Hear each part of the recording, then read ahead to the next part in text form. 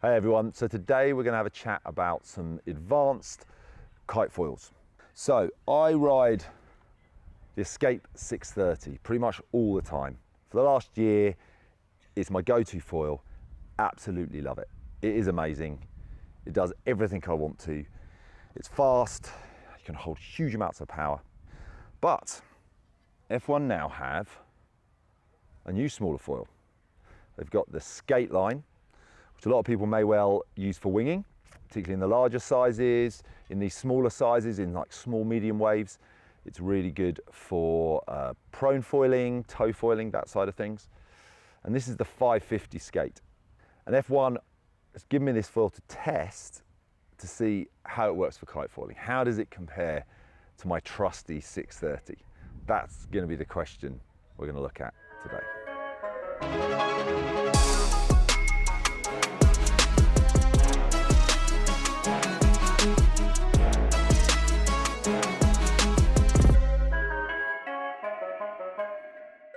So the plan today is not to just give you a fluff piece and tell you that the new skate at 550 is like an amazing foil. That doesn't really help anyone. I'll give you a spoiler, and that is, I love it. I've ridden it now for over a month. It is an amazing foil. First time I used it, I came in and I was beaming. Like, I couldn't stop smiling. It is so much fun to ride. But I don't think that's going to be a surprise. F1 makes amazing foils. It's why I ride their kit. They know how to design a really good foil. The question is, what is the right foil for you? And that's what I really want to try and get to the bottom of here. Both between the Skate 550 and the Escape 630, can we compare these and see how the characteristics of one affects the way we ride against the characteristics of the other? And then can we scale that up, and can we look at it, how does it work for the bigger skates? How are they going to work? The 650, the 750, the 850 for kite foiling. What's our crossover into winging? And then probably outside of that as well, there's plenty of foils now that are this kind of design, like the skate, that has this high aspect ratio. It's super popular through the whole winging and surf foiling sort of explosion that we're seeing. So can we take some of these general principles and help you, if you're riding for another brand, to work out what's the right foil for you to get? Let's look a little bit deeper. It's been a really interesting period to get to ride both of these foils. You know, I know the 630 really well. I love it. As I said, I think this is the best kite foil on the market for advanced riders. I just love it. It does everything I want to do, and I can push it so hard. It's a classic kite foil. It has that anhedral shape, and then the tips flatten off and sweep out just at the end. It's, you know, actually these days not that high aspect ratio. It's 6.5. It's got the slightly swept back wingtips. It's got a kind of classic rear wing, which has some anhedral shape itself, but these winglets to give us some more stability. And it's a reasonably short fuselage for a kite foil, but it fits with this sort of sign. I mean, the Escape 630 is basically a detuned race foil that's been sort of made into a performance freeride foil. And what I love about this foil, you know, there's a 530 and a 430 now of these. I think the 630 works best for strapless riding. I had a 530 and I found it was a little bit small. If you're riding strapped, then you probably start looking at the 530 and 430 as well. So we know this is great. How does this work for kite foiling? That's the question. That's what we're looking at. How does this work as a kite foil? It's got that far flatter profile. There is some anhedral shape, but it's in the center of the foil. But it then flattens out far earlier into the tips. Compared to the 630, you know, it has less anhedral shape and these longer, flatter tips. It's obviously way higher aspect ratio. 8.2 compared to 6.5. And that's 3 centimeters wider span for a foil that's 13% smaller in surface area. Stab-wise, actually this is not the stab that it comes with. Typically, if you were to buy it for wing or prone foiling. This is the 200 carving on the XXS fuse. So Traditionally, this would be used not with a 200, but with a 160 and with the XXXS, so a slightly smaller fuselage. I got given the front wing on its own without a rear stabilizer, and I had this for my 950 skate. So I just thought, well, that's what I've got, I'll use it. And actually for kite foiling, it worked perfectly. It was the right, in my mind, it's the right stab. Some of the issues I've had with wing foils before is, if you look at a typical wing foil board, the tracks on them are a lot further forward, so that we can get that foil further forward on the board to balance it more on those slightly longer boards we're riding. What that also means is that sometimes when you put these high aspect foils onto kite foil boards, which are a lot shorter, generally have tracks right at the back of the board, you can find that you can't get them far enough forwards. And I found that before with a lot of high aspect foils, is I put them right to the front of my kite board, and still when I'm riding along, I just feel the nose slightly dropping. And when you're wanting to ride and really push yourself hard, you want to feel front foot pressure. You need to feel like that foil is pushing up into your front foot so you can carve really hard upwind and downwind and do all the kind of tricks you want to do. How can we solve that problem? Bigger rear wing. Bigger rear wing, pushing down a little bit harder, takes some weight off our back foot and effectively gives us more front foot pressure. So bigger rear wing and slightly longer stab all helps in that regard. So what I will say is that if you're looking at something like this, you might find you want a couple of stabs. You might go with a smaller stab when you're surf foiling or when you're wing foiling, and then you might want a slightly larger stab for kite foiling, and that will solve some of the issues of trying to get it to work on our kind of boards. So let's have a think about the characteristics of this foil. What does it feel like to ride? And then how does that actually relate to the higher aspect ratio, the less anhedral shape, the flatter tips, and the flatter rear stab? Well, as I said earlier, it put a big smile on my face the first time I used it. I've used it in quite a wide range of conditions now, with anything from my 6 meter up to my 11. I've actually used it a lot in very light winds. Quite often when I'm coaching and I'm out riding with my students, I've been riding on this to really get an idea. And I think what's important when you're testing foils is sometimes you just jump on a foil for 10 minutes. You jump on a foil for an hour, maybe you get to use it for a day. You can learn a lot in that period, but you can have a little bit of a sort of like initial glow from using something new and think it's amazing. It's when you start to ride it day in, day out, that you start to see some of the issues, but also you start to get used to some of those little quirks, and you can sometimes see the positives of them. And I definitely found it with this. I used it the first day, loved it. Went out on the second day, I was pretty powered up and the wind was really choppy, and I was like, oh, I don't know if I like this anymore. And now over time, it's allowed me to really work out where it works, where it doesn't, and allow me to tune into it. So what I'd say overall is it rolls from side to side. This roll capability on this foil is just immense. Like, it's just amazing how you can just put a bit of weight on your toes and whoa, you can just throw it around a carve. And the same on your heels. And the same as you can push on your heels really, really hard as you're carving, and then you can just put, bam, flatten it back off. Amazing to be able to go toe to heel, toe to heel. And this whole flat nature of the foil, it's not just the roll. We've got amazing yaw as well. And those combinations of the two, that roll and yaw ability, is what makes this carving machine. And it's not just that it carves really well, that you can push so hard through. It's the ability to keep speed through the carve and with control. I notice it a lot. I love a push tack. It's one of my favorite tricks. And in that kind of light, moderate wind, I can do a push tack where I carve up wind, point the board into wind, and it will just glide. I can spin myself round. I can then loop the kite, and I can go from pointing directly upwind, just on the spot, just whoosh, and it will then accelerate off in the other direction. And I've got speed this way, and I spin and I come out with the same speed. I don't lose any speed, and the acceleration and the control. It's great. Yeah, that puts a smile on your face. It doesn't like to be as powered up as this foil. That, this is a race foil at heart. It's where it's come from. And so it can handle a lot of power, a lot of power. So I ride generally really powered up on this because I want to jump and I want to push really hard through my turns. What I found is generally I want to go 1 metre or 2 metres smaller when I'm riding this foil, particularly if the conditions aren't really, really, really clean. So clean wind and flat water. This foil loves it when it's super smooth. That can either be like dead flat water, or it can be that kind of like more rolly swell.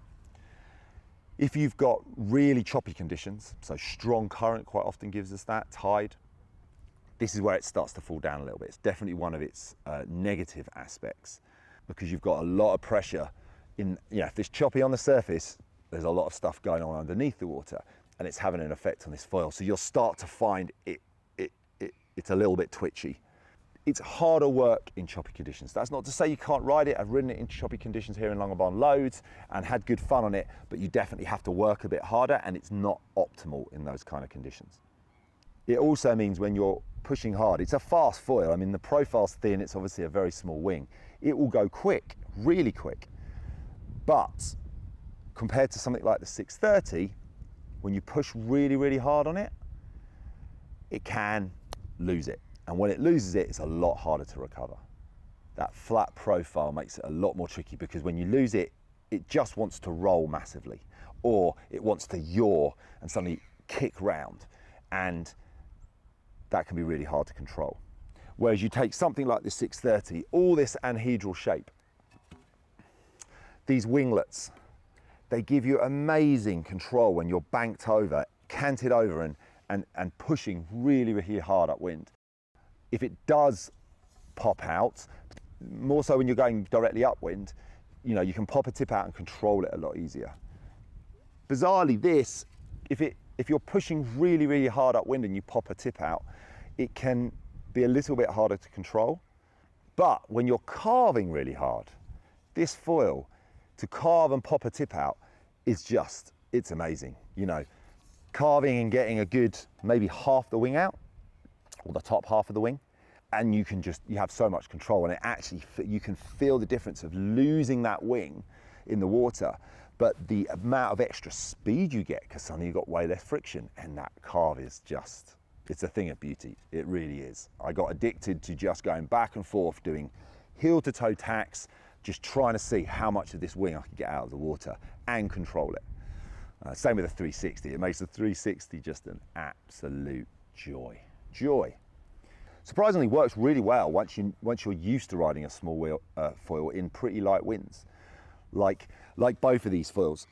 You've just got to get up and riding, which can take a mixture of looping the kite and a bit of clever kite work and board work, a bit of pumping to get yourself foiling. But once you're going, you just build up so much apparent wind, and then you just got to keep that apparent wind through your jibes, through your tacks. You just don't want to lose speed. And so everything then has to be done at a higher speed. Again, that's why it makes these foils become more advanced, particularly in those more moderate or underpowered conditions. When does this become the foil of choice? Obviously in those kind of conditions, if you're riding in very choppy conditions a lot of the time, probably in slightly more gusty wind, it's a little bit easier to control. Definitely has slightly better bottom end. The area I notice it a lot is jumping. This is a far better foil for jumping on than the 550. Both because you can hold that power at the start, so you can really hold a huge amount of power when you're loading up to start your jump. This is coming from me as a strapless rider, but I can imagine it's pretty much the same for when you're strapped. But it's the landing actually where this has the biggest advantage. Again, because of the roll stability, quite often you'll come down to land and that will shoot away downwind if you get your weight slightly wrong, and then you're on a broad reach trying to really control it. This will hold its direction when you come into land a lot easier. Now, if you look at the front wing, when we first land, you'll see there's a huge amount of cavitation. There's air all over the front wing. So that is killing any lift and losing us stability. Now the Escape, due to all this anhedral shape, can better handle that cavitation. It seems to be able to get rid of all that air quicker. Plus, it has this stab with the winglets, which gives us a stability far quicker. Whereas with the Skate, the cavitation makes the roll yaw looseness suddenly a hindrance and harder to control.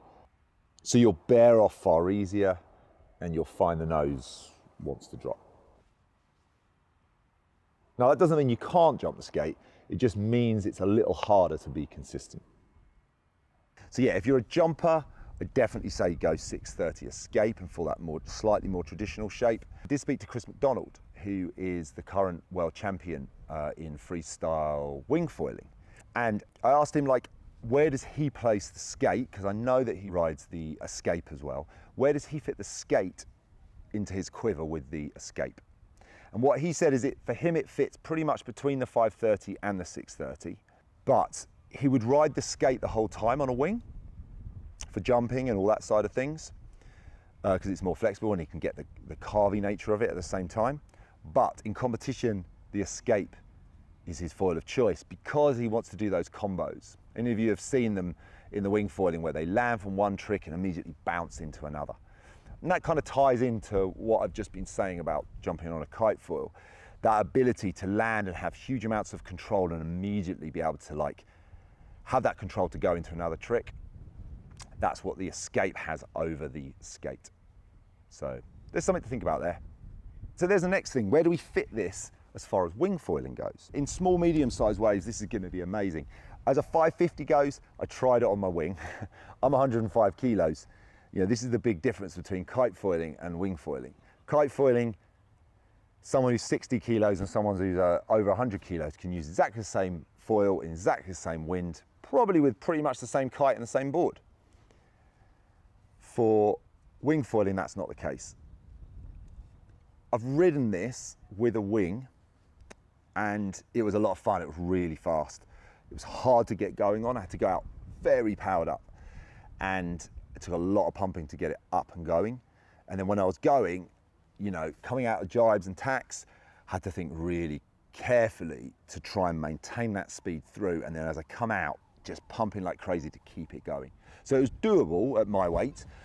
I think that, you know, maybe I'd use it in huge waves, but I'd have to be very, very powered up to allow me to have the confidence to go out and know that I'd be able to get up and get riding again. So really, you know, I think for me, maybe a 750 of this would work for my wing. I don't think it's a crossover for me. If you're a lighter rider, so if you're in that sort of 60, 70 kilo range, you could definitely use this as a kite foil. I think you'd really enjoy that. And you could get away with it as your smaller wing foil.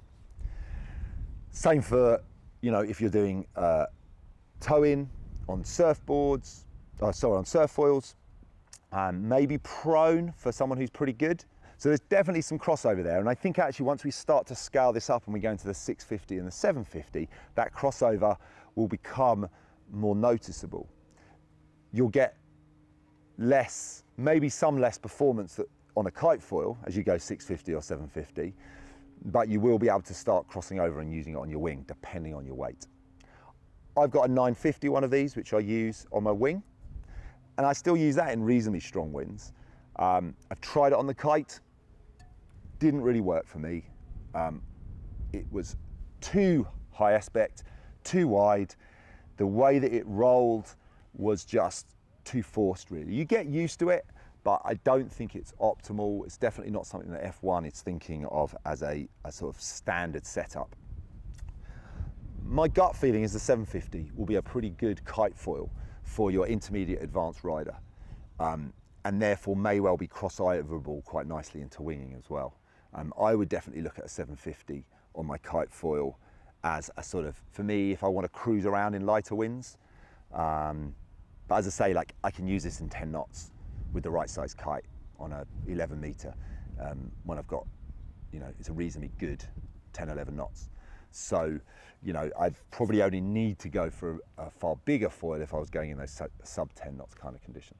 Summing this up, this is how I kind of see the two of them. I've been riding them both back to back.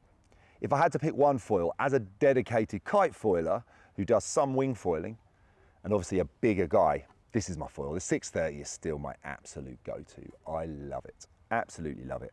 For me, this is business. This is getting out in the water and just smashing out tricks, pushing super hard, learning new things, just having that stability when I need it, the confidence in the lighter winds because it just has slightly better, slightly lower stall speed. So yeah, this is my business foil. This is playtime. This is when you want to just go out and have fun and just mess around and try something a bit different. You know, you can just try carving round and round and round. You can do 360s, 360, 360, 360, 360 without any real gap between them.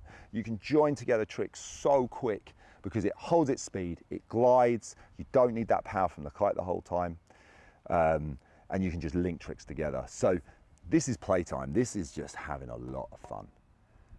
As long as the conditions suit it, you've got reasonably flat water or smooth water, this one is the one to jump on there. So they're your two sides of it. I think both amazing foils. I feel, you know, privileged to be able to grab one of these and have a go on it. As much as I'd love to buy every single foil in the range, I don't get to do that. I am an F1 ambassador, but I still have to buy my kit. So I still have a limit to what I can get hold of. But yeah, this has been a lot of fun and I love jumping back on it when I go between the two foils. So I hope you found that interesting. It's definitely been really interesting for me to try these two different foils and really understand some of these different characteristics. If you've got any questions or comments, please post in the comments below. Really be interested to hear from people that maybe have tried either foil, pros and cons for you, and the different conditions you're riding them in. Maybe if you're someone that is jumping between winging and kite foiling, how are you finding some of these smaller foils between the two different disciplines? And if, as always, if you're interested in doing some coaching to improve your kite foiling, I'm now doing wing foil coaching as well, give us a shout. Myself and Danny are running our progression live camps throughout the year at some great locations. I'm still out here in Langebarn till the end of March, and then we'll be in Europe for the summer again, and then back out here again in October, November time. So yeah, stay in touch, and I hope to speak to you all soon.